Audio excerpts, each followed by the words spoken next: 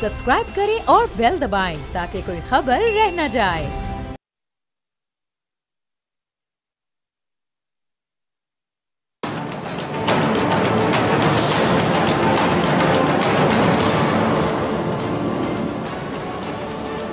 अस्सलामुअलैकुम, मैं हूं डॉक्टर फ़िज़ा खान और मैं हूं पाकिस्तान इक़्तिदार में आखिर कौन आएगा। इंतखाबात के तकरीबन 6 रोज़ गुजर जाने के बाद सूरत हाल कुछ वाज़े होती दिखाई दे रही है। मुल्क की तमाम बड़ी सियासी जमातों ने वफाक में आइंदा मखलूत हुकूमत बनाने और वज़ारत उज़्मा के लिए मुस्लिम लीग नून की हिमायत का ऐलान कर दिया है। इससे पहले पीपल्स पार्टी के मुसलसल 2 रोज़ तक जारी रहने वाले CEC इजलास के बाद बिलावल भुट्टो ज़रदारी ने प्रेस कॉन्फ्रेंस में बताया कि वो नून लीग के उम्मीदवार को सपोर्ट करेंगे मगर वजारतें नहीं लेंगे। अब यहाँ सवाल ये उठता है कि इस फार्मूले के तहत काम कैसे किया जाएगा। हुकूमत की अच्छी या जो बुरी कारकर्दगी है उसका बोझ आखिर उठाएगा कौन? अवाम सवाल पूछेगी किससे?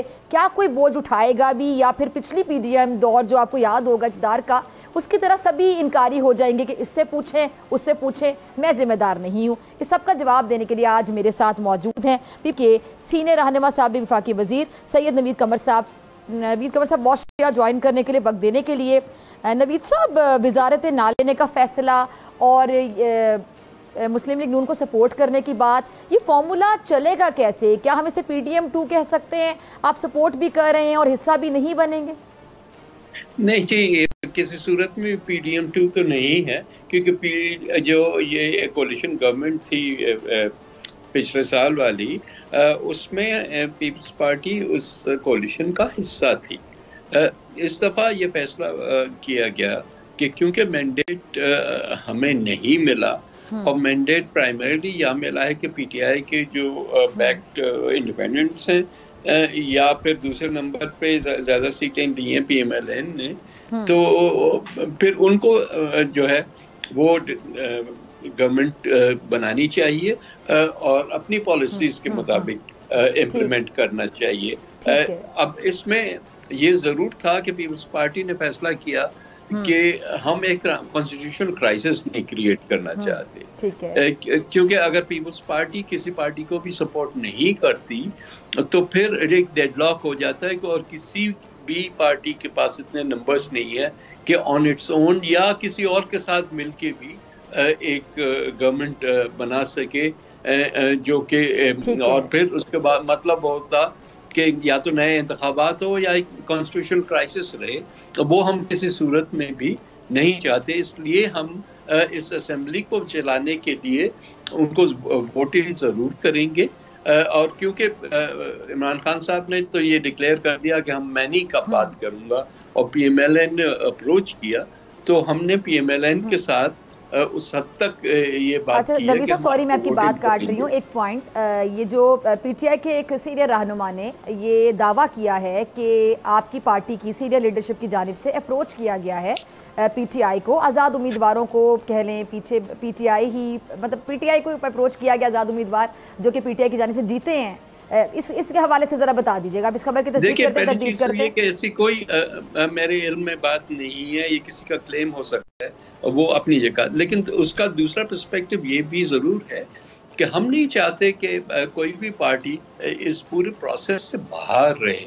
जाहिर है कि जब कोई चीज़ आगे बढ़ेगी नेशनल इंटरेस्ट में हर एक ने उसमें कंट्रीब्यूट करना है, चाहे पॉलिसीज़ ठीक है जो गवर्नमेंट होगी वही बनाएगी, उसी की चलेंगी और उसी की जिम्मेदारी होगी। पासिंग द बक नहीं हो सकता इस दफ़ा, उनको करने दे। इसी वजह से हमने कहा कि वो अपनी पॉलिसीज इम्प्लीमेंट करें ना, हम उसमें इम्पेडिमेंट नहीं बनेंगे।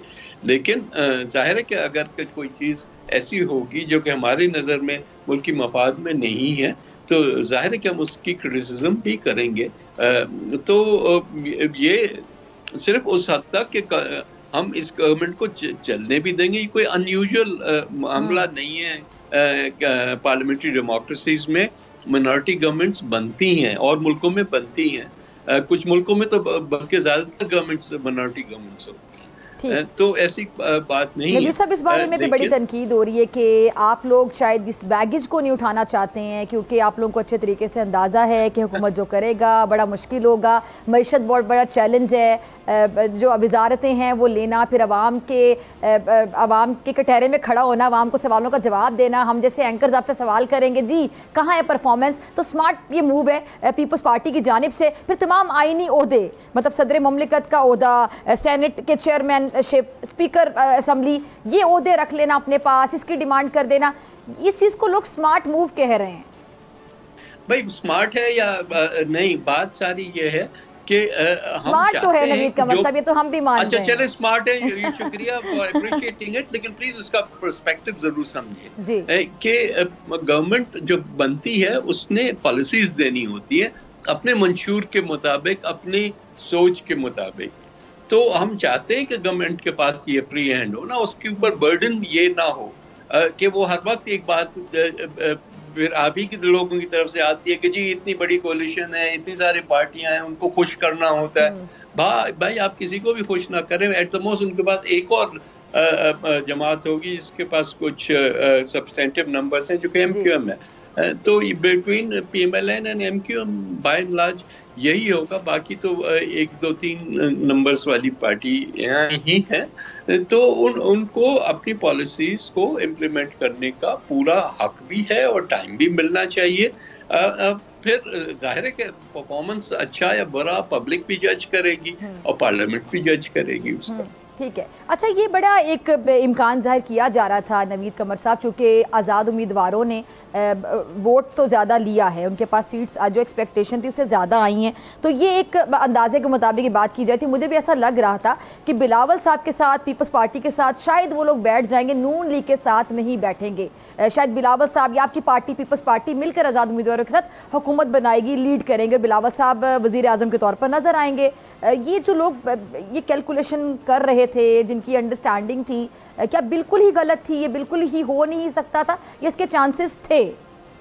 देखिए ये बात नहीं है, बात ये है कि PTI की जो टॉप लीडरशिप है उन्होंने फैसला किया कि हमने किसी के साथ भी मतलब उन्होंने पर्टिकुलरली 3 पार्टीज का नाम दिया, लेकिन मेरा ख्याल है कि प्रैक्टिकली स्पीकिंग किसी भी और पार्टी के साथ जो कि पार्लियामेंट में कोई नंबर्स रखती है उसके साथ वो मिलने के लिए, बात करने के लिए तैयार ही नहीं थे।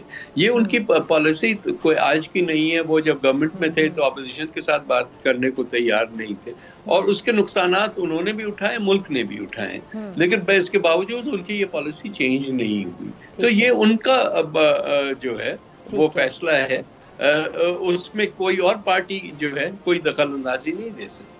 ठीक है। अच्छा, ये जो इंतखाबात के नताइज आए हैं, जिसने जितनी भी सीटें ली हैं, नवीद कमर साहब आपका तो सियासत में बड़ा तजुर्बा है, आपने बाल सफ़ेद किए हैं, आप एक्सपेक्ट कर रहे थे इसी किस्म के रिजल्ट्स? जिस पार्टी ने भी जितना नंबर स्कोर किया, जितनी सीट्स ली? देखिए, जो PTI के इंडिपेंडेंट्स ने सीटें ली हैं वो मेरे ख्याल है कि कोई भी एक्सपेक्ट नहीं कर रहा था, पर PTI भी शायद ना कर रही है। ठीक है। तो उस लिहाज से तो that comes as a surprise, लेकिन बाकी तो बाय एंड लार्ज सीटें जो हैं वो जहाँ जैसे ली गई हैं या दिलाई गई हैं या जो भी कह दें, वो सारा एक्सपेक्टेड पैकेज। अच्छा सर, ये सबसे बड़ा चैलेंज आप क्या देखते हैं सिटिंग गवर्नमेंट के लिए, और आईनी ओहदे रखने वालों की पोजीशन भी ज़रा बता दें। वज़ीर आज़म जो बनेगा, वजारतें रखेगा, उनके लिए कितने चैलेंजेस होंगे? देखिए, हमारे मुल्क में सबसे बड़ा चैलेंज इकोनॉमी का है इस वक्त, मोर देन एनीथिंग एल्स। फिर सिक्योरिटी भी आती है, फिर यानी फाइनेंस मिनिस्टर के ऊपर बड़ा बोझ होगा, बड़ा चैलेंज होगा उनके लिए। जी, फाइनेंस मिनिस्टर जाहिर है कि उनको बहुत कड़वे डिसीजंस भी लेने होंगे, क्योंकि हम जैसे ही ये गवर्नमेंट आएगी उसने IMF का नया प्रोग्राम निगोशिएट करना होगा, और आपने देखा है कि IMF कोई आसान रास्ता नहीं देती किसी को भी, चाहे आप उसके अग्री करें या ना करें उनकी जो कंडीशनैलिटीज होती हैं आपको सर आते अगर नवीद साहब implement पेट्रोल महंगा करना पड़ जाए, आते ही महंगाई हो जाए, तो वो पहला गिफ्ट होगा हुकूमत की जानिब से अवाम के लिए, उसका क्या एक मेरा इम्प्रेशन ख्याल है कि उससे भी ज्यादा क्रिटिकल कुछ चीजें हैं। फॉर एग्जांपल टैक्सेशन पॉलिसी जो है, हमने जो अपनी टैक्सेशन पॉलिसी इस तरह से रखी है जो कि कई सालों से उसमें कोई खास तब्दीली नहीं आई। हमने कुछ सेक्टर्स को बाहर रखा हुआ है, या कलेक्शन नहीं करते या उस पर टैक्स लगाते ही नहीं है। अगर हम अपना टैक्स टू जीडीपी रेशियो ठीक नहीं करेंगे तो मेरा ख्याल है कि अब हमारी बोरोइंग कैपेसिटी जो है ना वो सुकड़ती जा रही है। आप कितने हद तक कर्जे लेते जाएंगे और आपके उसकी सर्विसिंग, अब डेट सर्विसिंग हमारे बजट का बहुत बड़ा चंक जो है वो डेट सर्विसिंग ले जाती है। तो फिर आप हुकूमत तो नहीं चला सकते, तो आपने वो मुश्किल फैसले जो हैं वो करने होंगे। वो सियासी तौर पे आपको हिट करते हों, लेकिन आपको सियासत को पीछे रखना होगा, मुल्की मफाद को आगे रखना होगा। इस किस्म की और भी कई चीजें हैं। जो एनर्जी की जो आपने बात की वो उस हद तक सही है कि आपके पास अगर दुनिया में एक कीमत बढ़ रही है और आप इम्पोर्ट उस चीज को कर रहे हैं तो आप उसको सब्सिडाइज तो नहीं कर सकते, आपके पास गुंजाइश ही नहीं। तो वो तो आपने उस तरह से पास ऑन करना होगा। लेकिन उसके अलावा खामखा बढ़ा देना या टैक्स बढ़ा के वहां से रेवेन्यू लेना जो है, मेरा ख्याल है कि वो दानिशमंदी की बात नहीं हो। ठीक है जी। अच्छा नवीद कमर साहब, ये हम देख रहे हैं कि जी बहुत पहले जो कैंपेन हमने देखी इलेक्शन से पहले और इलेक्शन से कुछ दिन पहले अखबारात ने बाकायदा लिखा कि जी अगले वज़ीर आज़म शायद नवाज शरीफ साहब ही होंगे। इस पर बड़ी तनकीद भी सुननी पड़ी। और ये एडवर्टाइजमेंट जो लिखा होता है, एक कोड ऑफ कंडक्ट होता है जर्नलिज्म का, प्रिंट मीडिया का, कि आप ऊपर लिखते हैं कि एडवर्टाइजमेंट है। इस पर बड़ी तनकीद हुई कि पहले से अवाम ने फैसला सुना दिया है कि नवाज शरीफ साहब ही आएंगे बतौर वज़ीर आज़म, मुल्क को नवाज दो। ये कैंपेन थी, बाकायदा हम सुनते रहे। तो फिर नवाज शरीफ साहब ने कहा कि मुल्क को शहबाज शरीफ साहब चाहिए बतौर वज़ीर आज़म। इस चीज़ को आप कैसे देखते हैं? देखिए, पहली चीज़ तो ये कि जाहिर है कि किसी भी पार्टी का ये इंटरनल फैसला होता है कि वो इसको लीडरशिप रोल में लाना चाहते हैं। मेरा ख्याल नवाज शरीफ साहब अभी भी पार्टी के हेड होंगे और शहबाज शरीफ साहब को उन्होंने नॉमिनेट किया है, यानी डिसीजन सारे नवाज शरीफ साहब ही लेंगे ना, चाहे वज़ीर आज़म शहबाज शरीफ साहब। जी, ये एक मुश्किल सिचुएशन जरूर होगी कि आप अगर कैबिनेट में बैठ के कोई फैसला करते हैं और आपको ये पता नहीं है कि आपकी पार्टी उसको बैक करेगी या नहीं, तो बड़ा एक मुश्किल सिचुएशन होती है। और ये पिछली दफा भी कोलिशन के दौरान हमने देखा कि ऐसी चीजें हुई जो कि मुल्क के लिए अच्छा नहीं था, क्योंकि फिर हमने बैक एंड फोर्थ उन फैसलों को किया। लेकिन having said that, let's hope for the best. सिर्फ ये कह देना कि शहबाज साहब को नॉमिनेट करते हैं इज नॉट इनफ, उनके हर पॉलिसी को इनकी पार्टी ने बैक करना होगा। अच्छा, वज़ीर आला पंजाब के लिए मरियम नवाज साहिबा का नाम आ रहा है और सुनने में आ रहा है कि शायद सिंध के वज़ीर आला फरियाल तारपुर साहिबा बन सकती हैं। इसके कितने चांसेस हैं? नहीं, देखें, चांसेस यहाँ बैठ के मैं आपके चैनल पे स्पेकुलेट तो नहीं करूँगा, लेकिन चलिए अगर ऐसा हो जाए तो कैसे देखते हैं आप? दो खवातीन, दो बड़े सूबों की वज़ीर आला। नहीं, ये अच्छी बात है, खवातीन को लीडिंग रोल में आना चाहिए मुल्क में, लेकिन ज़ाहिर है हर सिचुएशन मुख्तलिफ होती है, उसको उस हिसाब से देखना चाहिए।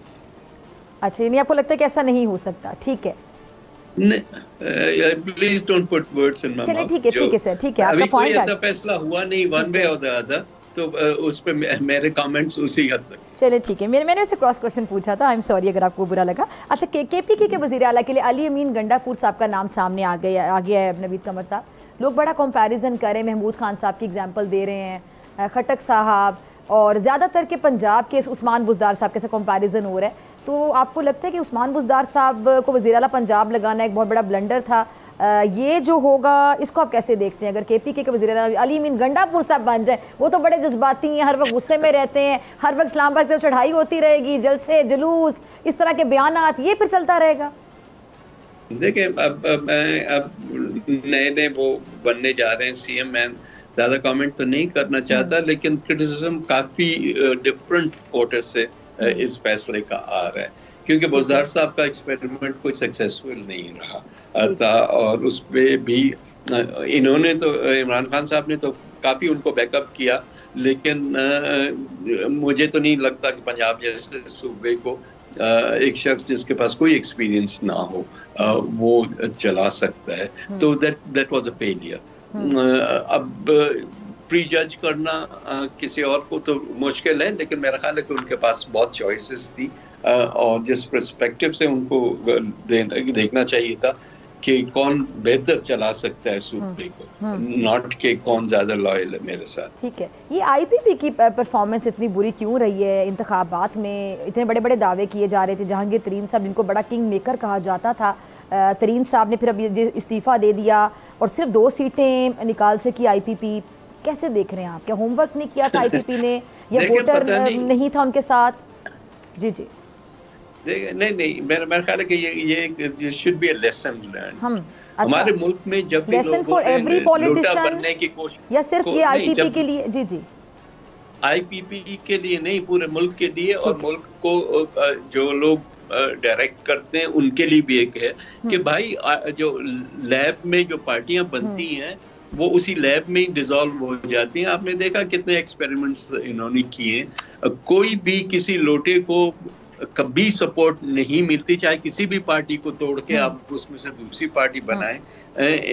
ये बिल्कुल एक दफा नहीं, कई दफा ये चीज हुई है। आईपीपी या फिर खटक साहब वाली पार्टी जो थी, वो तो लेटेस्ट एग्जांपल्स हैं, लेकिन पिछले उसमें भी आप देखें जो लोगों ने अपनी पार्टियां छोड़ के दूसरी पार्टी में गए। इवन इमरान खान साहब जब तो इनको वेव मिली हुई थी या दिलाई गई थी, तो तब भी जो लोग हमारी पार्टी से फॉर एग्जांपल टूट के गए, उसमें से भी तकरीबन कोई भी रीइलेक्ट नहीं हुए।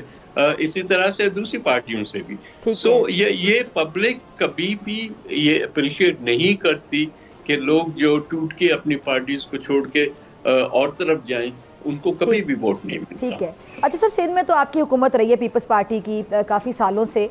बलूचिस्तान में इस बार आपकी हुकूमत बनती दिखाई दे रही है, क्या उम्मीदें हैं आपको? देखिए, जाहिर है बलूचिस्तान से कोई बात हुई उस हवाले से, क्योंकि आप लोग विफाक में उनको सपोर्ट कर रहे हैं, ये मेरा सवाल है बेसिकली। नहीं, जाहिर है कि हमारी पहली दफ़ा बनेगी डायरेक्टली पीपल्स पार्टी की हुकूमत, वो भी एक कोलिशन ही होगी। बदकिस्मती है कि बलूचिस्तान को कभी भी सही गवर्नेंस नहीं मिली, और बड़ा चैलेंज होगा वहाँ पे हुकूमत बनाना। हालात भी काफ़ी ख़राब रहे और वहाँ डिसेंट भी बहुत डीप और फिशर्स भी बहुत डीप रहे हैं। तो उसके लिए एक हीलिंग हैंड की ज़रूरत है, और उसमें ज़रूरत ये है कि पाकिस्तान में भी ज़रूरत है कि सारी पार्टियां मिलकर कम से कम कुछ बेसिक्स पे, प्रिंसिपल्स पे एग्री करें, लेकिन बलूचिस्तान में उससे भी ज़्यादा है। आपके पास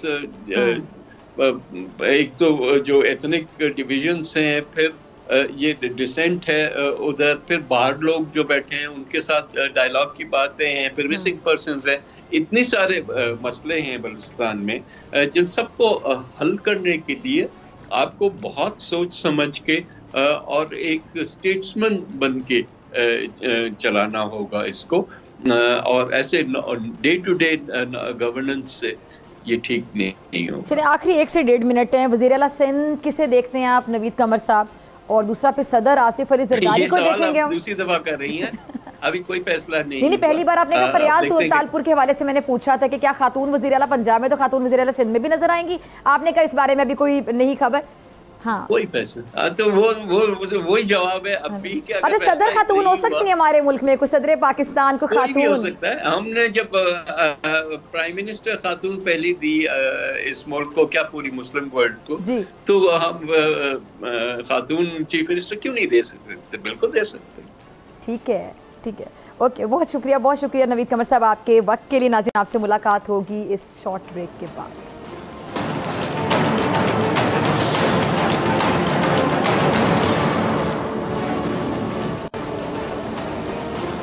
वेलकम बैक नाजरीन। इंतखाबी जलसों से इंतखाबी नताइज तक का सफ़र तमाम हुआ। कोई जीत गया, किसी को अवाम ने मुस्तरद कर दिया, किसी ने बड़ेपन का मुजाहरा किया, मुखालिफ को खुद मुबारकबाद दी, शिकस्त को तस्लीम कर लिया, जिसकी वाज़े मिसाल ख्वाजा साद रफ़ीक और खुर्रम दस्तगीर जैसे सियासतदान हैं।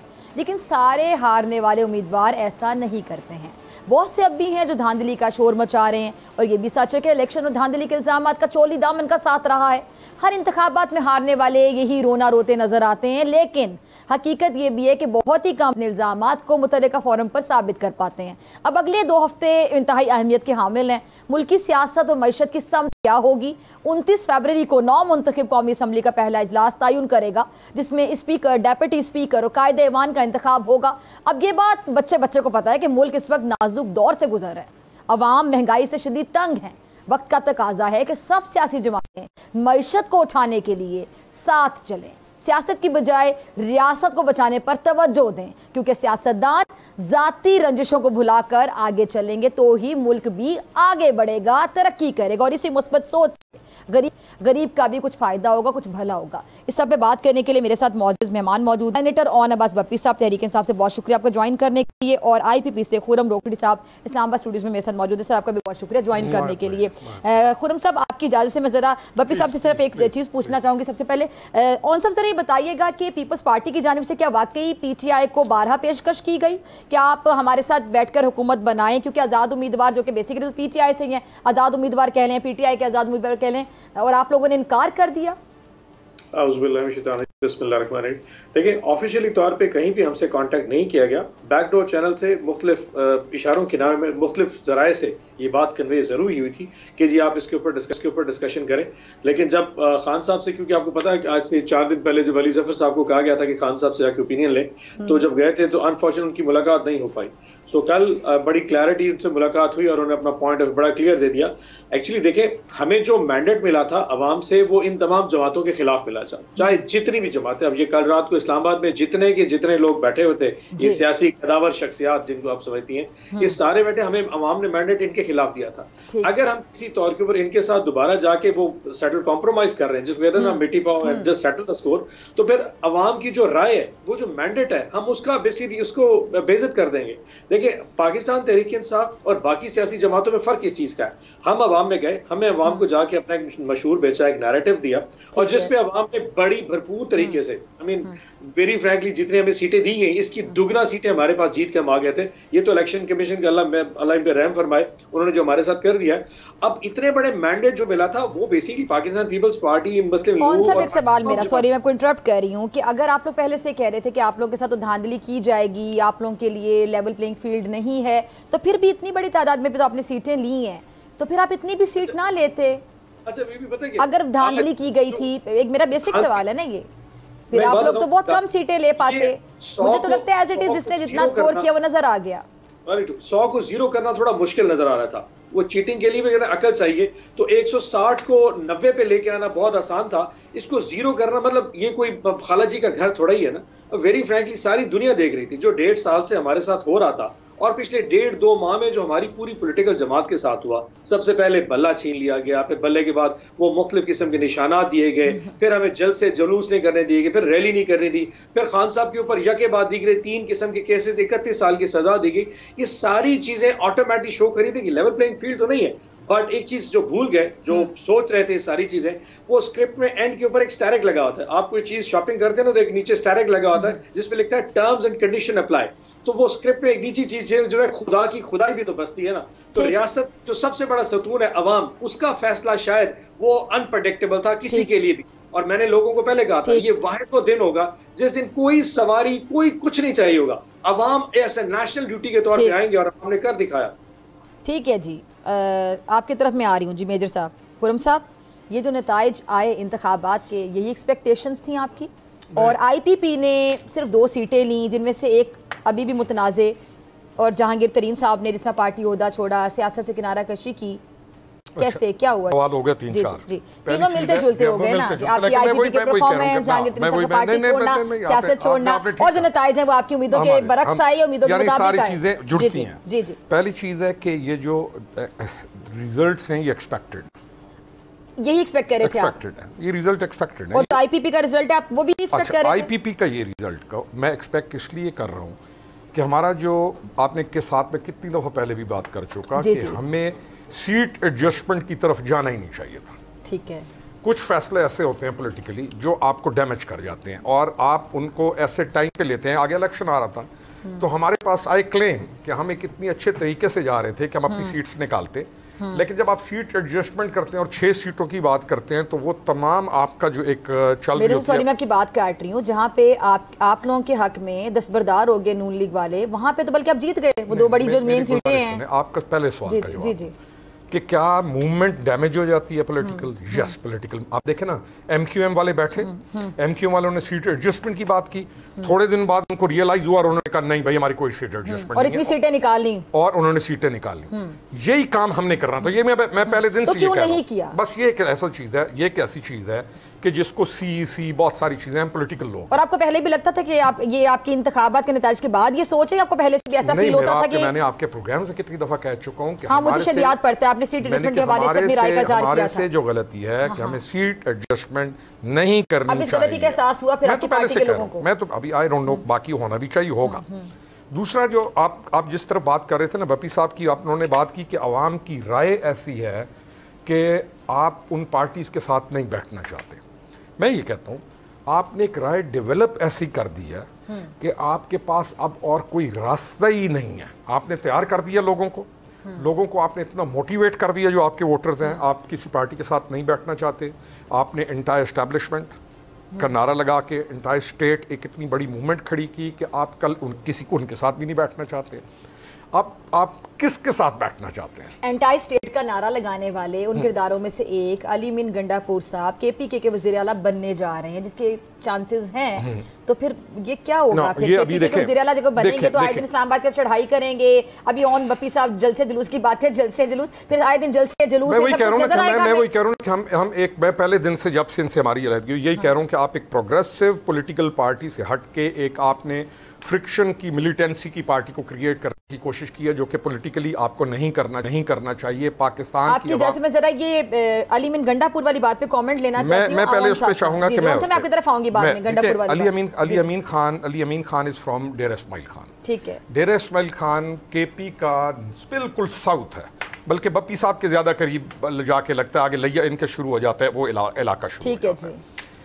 अली अमीन खान के ऊपर एक केसेस और वो 9 में है। ठीक है, अली अमीन खान को जब आप नॉमिनेट करते हैं आप फिर एक मैसेज देते हैं कि जो कुछ हमने किया वो ठीक है, यानी इसमें हमें कोई पछतावा नहीं है। और नहीं है, और हम इस चीज को इंडोर्स कर रहे हैं। आप इंडोर्स कर रहे हैं ना।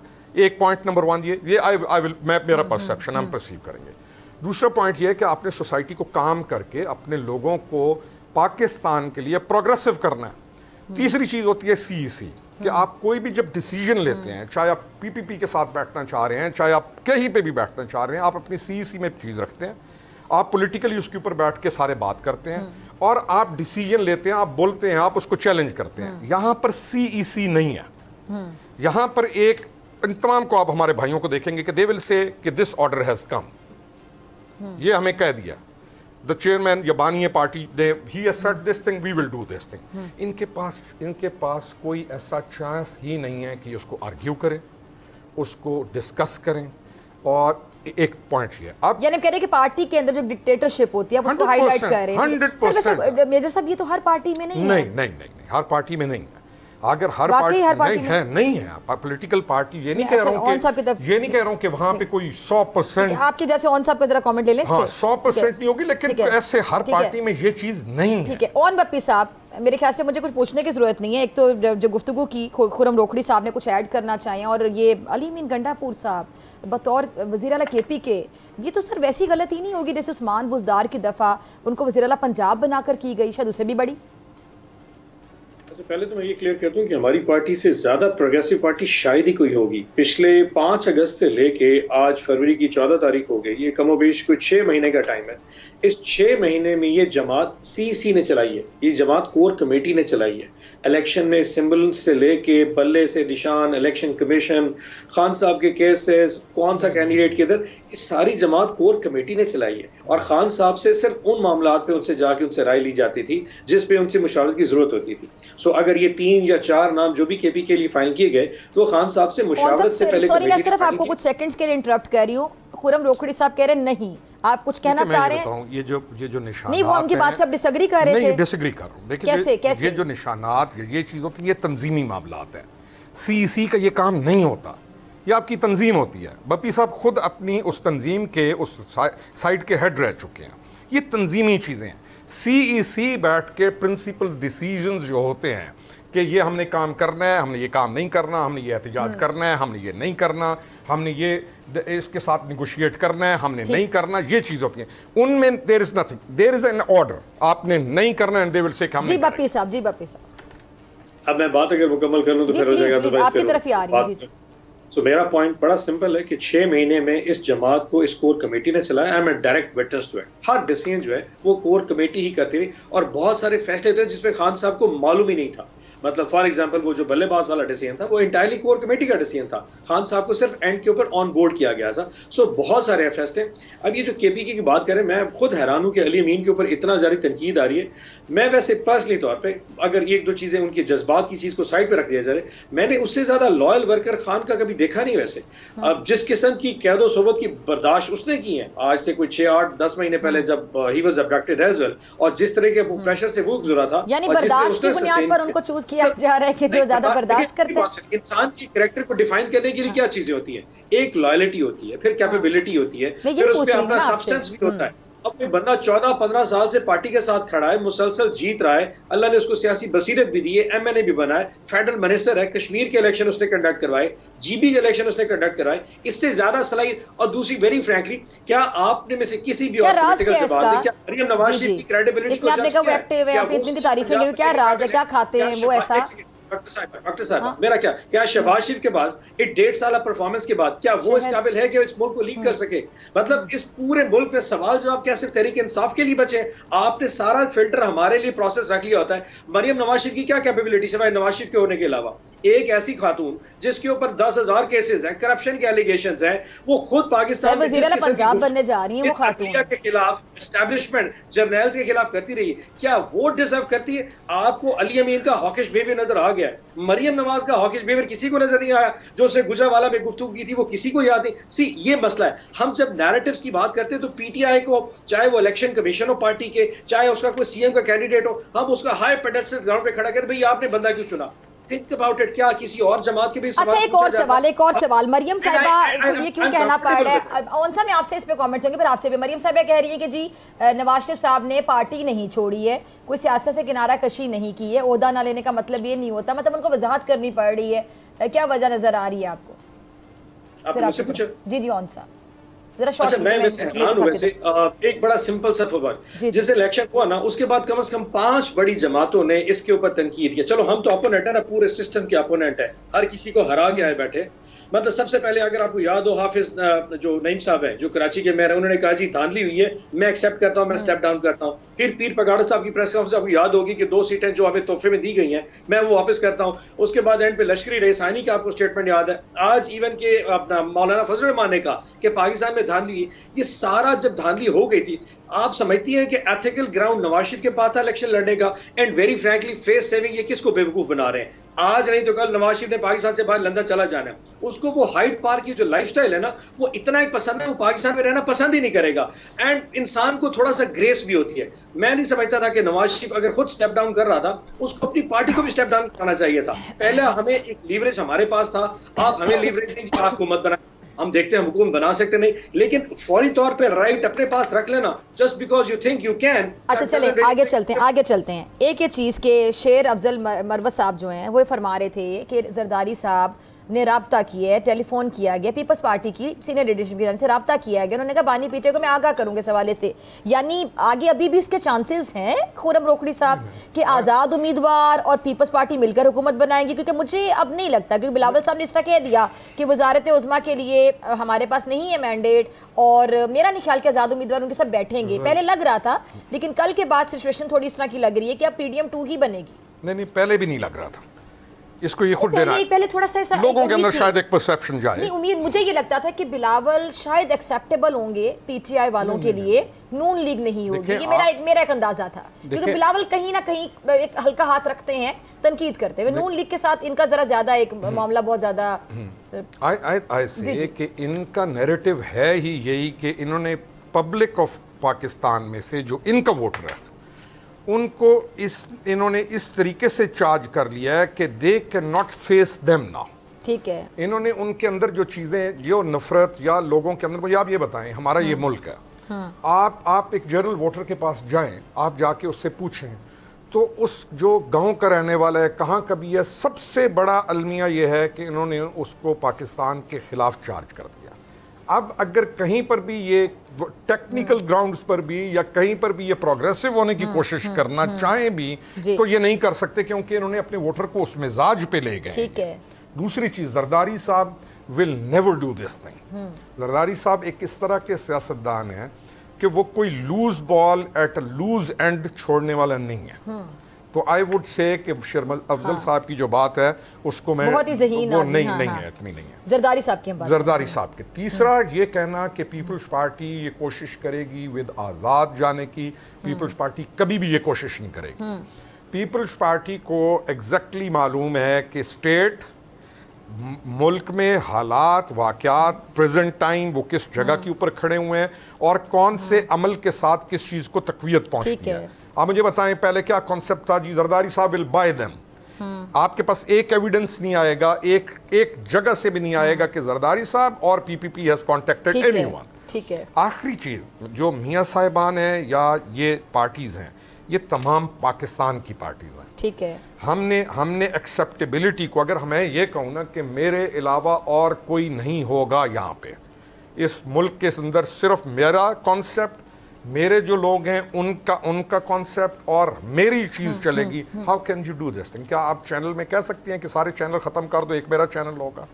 नहीं, ऐसा ये एटीट्यूड जो डेवलप हो गया, कंपटीशन भी नहीं, ये एटीट्यूड जो डेवलप हो गया is a problem for them. ठीक है। एक और चीज ऑन साहब, ये जो एक पहले से एक तासुर दिया जा रहा था और आपकी पार्टी बार बार ये बात करती थी, पीपल्स पार्टी की जानब से भी कहा जाता था कि जो चौथी बार किसी को सिलेक्ट कर लिया है, नवाज शरीफ साहब का नाम लिया जाता था बाकायदा, और फिर अखबारों की हेडलाइन भी हमने देखी, फ्रंट पूरे पेज पे न्यूज़पेपर्स ने विदाउट मैंशनिंग कि ये एडवर्टाइजमेंट है, जो कि एक आपका बेसिक प्रिंसिपल होता है या कोड ऑफ कंडक्ट होता है जर्नलिज्म का, कह दिया कि अवाम ने फैसला सुना दिया कि अगले वज़ीर नवाज शरीफ साहब हैं। लेकिन फिर हमने देखा कि वो आपने बल्कि कैंपेन देखी होगी कि मुल्क को नवाज दो, फिर नवाज शरीफ साहब ने हमें शहबाज शरीफ साहब दे दी, उन्होंने कहा कि शहबाज शरीफ साहब वज़ीर आज़म बनेंगे। ये आपको क्या समझ आया? अच्छा बीबी, वेरी फ्रैंकली मेरे ख्याल में नवाज शरीफ साहब ये एक्सपेक्ट भी नहीं कर रहे थे। जिस किस्म का प्लेटफॉर्म या जिस किस्म की मतलब व्हीकल के ऊपर उनको इस पूरी कैंपेन में लॉन्च किया गया, मतलब आप ये देखें कि लंदन से निकलते हुए हमारा जो लंदन में सफ़ीर है पाकिस्तान का, वो उनको सी ऑफ करने आया। उस प्रोसेस से लेके आखिरी दिन तक, जिस दिन एक मुख्तलिफ अखबारों में एक बहुत बड़ी इश्तिहार लगाया गया कि जी नवाज शरीफ वज़ीर आज़म अगले इलेक्ट हो गया, तक वो इश्तिहार था लेकिन खबर बना के ले गया गया। इट ऑल शोड कि पूरा सिस्टम एक सपोर्टिव रोल में प्लान कर चुका था कि नवाज शरीफ को लॉन्च करना। एक चीज मैं बार बार कहता हूँ, एक चीज के ऊपर किसी को अंदाजा नहीं था, वो थी इस मुमलिक खुदादाद में, रियासत में अवाम की ताकत। They misjudged it. Everybody misjudged it. और वो जो ताकत थी उसका जो इस्तेमाल 8 फरवरी को, एंड देखें बीबी, इंसान आप कुछ भी कर दे, जो फरवरी की पहले 7 दिनों में जिस किस्म के केसेस खान साहब पे बनाए गए, यानी कि आपने 10 साल 7 साल एंड के ऊपर जाके जो निकाह का केस था वो बेसिकली गेम चेंजर था। आप खुदाई में इस तरह चीजें इन्फॉर्म नहीं कर सकते। एक इंसान सियासत करता है, आप जातियात में किस तक जा सकते हैं? यानी कि मेरी अगर शादी को 20 साल हो चुके हैं, आपकी मेरी सियासत में आज और एंड पे आप आके सियासत में मुझे इस दहज पे खड़ा कर दे। अवाम ने वो रिएक्शन दिया। देखिए, आप अवाम को जितना भी, ये नवाज शरीफ साहब कहते हैं ना कि जी अवाम पागल है, जितना दिल करे पागल समझे, आप बल्ला उठा लें, आप नए नए निशान दे दें, आप खान को कह दें ये वज़ीर आज़म नहीं बन सकता, वोट ना दो, आप निकाह वाला केस बना कह दें यार ये गैर शरई, शायद ये माइंड सेट है ना कि शायद वोट ना डले। अवाम इतनी सियानी है कि अब इस पूरे सिस्टम से ज्यादा सियानी हो गई है। अवाम ने जो बेसिक टाइम थोड़ा कम है, कौन सा मुझे लास्ट कमेंट लेना चाहिए और हम डिफाइन खुरम रोकड़ी साहब। देखिए, अवाम को हमने अवाम को सियाना नहीं किया, हमने अवाम के इमोशंस के साथ खेल के उनको हर एक दिखा के ये इशू है, ये इशू है, ये इशू है, ये इशू है, लेकिन हल नहीं बताया। हमने उनको कह दिया है कि आपने हर चीज़ से नफरत करनी है, आपने हर चीज़ के आगे रिटिलिएट करना है। सोसाइटी को काम किया जाता है, प्रोग्रेसिव किया जाता है, नफरतें नहीं बढ़ाई जाती। लास्ट 30 सेकंड्स हैं। मुझे लगता है पीपल्स पार्टी ने बड़ा अच्छा किरदार ये अदा किया है कि उन्होंने कहा कि वजारतें हम नहीं ले रहे हैं, आईनी ओहदे हमें चाहिए। स्मार्ट मूव कहते हैं कि सदर हमारी पार्टी से हो, सदर का ओहदा हमारी तरफ से हो, चेयरमैन सेनेट हो, स्पीकर असम्बली हो और वज़ीर आज़म नून लीग से हो, वजारतें भी आप संभालें। एक तो उन्होंने बड़ा क्लियरली कि बैगेज नहीं चाहिए हमें, जिस तरह पहले 16 महीने तनकीद होती रही। स्मार्ट मूव आप इसको कह सकते हैं? नहीं, या फिर हम ये कह सकते हैं अभी से खबरें गर्दिश कर रही कि आगे जाके क्या हमें ऐसा, आई टेल यू 5 साल ये गवर्नमेंट चलेगी, याद रखना आज के लिए पार्लियामेंट चलेगी, गवर्नमेंट चलेगी, क्योंकि मुद्दा तो पार्लियामेंट की होगी ना 5 साल। तहरीक अदम no vote of no confidence तो कभी भी आ जाता है ना, लेकिन मैं अभी से बातें नहीं करना चाहिए, लोग कर रहे हैं, मैं इसके बड़े खिलाफ हूँ। एक काबीना बनने जा रही, पार्लियामेंट बनने जा रही, अभी से हमें अच्छी बातें करनी चाहिए, अभी से मायूसी क्यों? मैं ये कह रहा हूँ ये गवर्नमेंट 5 साल चलेगी, ठीक है, पीपीपी इस गवर्नमेंट को सपोर्ट करेगी। उन्होंने ये जो काम किया है कि वो ओहदे मांग के उन्होंने इनको कहा आप गवर्नमेंट करें, उन्होंने अक्लमंदी का पीपल्स पार्टी को इस बात का क्या फायदा होगा? इस गवर्नमेंट को सपोर्ट करेगी तो अगला वोट बैंक दूसरी पार्टी का स्ट्रॉन्ग करेगी, अपना करेगी। उन्होंने जो ओहदे मांगे हैं बिकॉज वो शेयर होल्डर हैं, उनके तमाम ओहदे ये हैं जो कि उनकी न्यूसेंस को, और अगर कोई बैड परफॉर्मेंस होती है मईशत के मैदान में किसी भी वजारत से रिलेटेड तो सारा जो बोझ है या सारी तनकीदें नून लीग पर आएगी, अगला वोट बैंक जो पीपल्स पार्टी का स्ट्रॉन्ग होगा। मैं ये कहता हूँ कि हमने इसी चीज से निकलना है। ठीक है, नून नहीं है, पाकिस्तान है जी, हमें क्लोजिंग की तरफ निकलना है। नून नहीं है, पाकिस्तान है। ठीक है, मैंने पाकिस्तान के लिए सपोर्ट करना है। बहुत अच्छी बात, ये आपने बेहतरीन बात की। ठीक है, पीपल्स पार्टी ने स्टैंप पे मैच्योरिटी का सबूत दिया, आप भी कह रहे हैं ठीक है, और उन्होंने नून को नहीं पाकिस्तान के लिए दिया, टोटली एग्रीड। लेकिन कहीं ना कहीं फिर पार्टीज की आपस में जो कंपटीशन होता है उसको आप ना भूलें ना। लेकिन किसी स्टेट पे आके हमने भी तो प्रोग्रेसिव सारों ने होना है ना, उस चीज को भी तो छोड़ना है ना। ठीक है, चलिए ठीक है, दोनों मेहमानों का बहुत शुक्रिया, और इसी के साथ मुझे दीजिए इजाजत होगी। इंशाल्लाह कल सेम टाइम सेम चैनल पे जिंदगी ने वफा की दुआओं में याद रखिएगा, अपना बहुत ख्याल रखिएगा। अल्लाह के बाद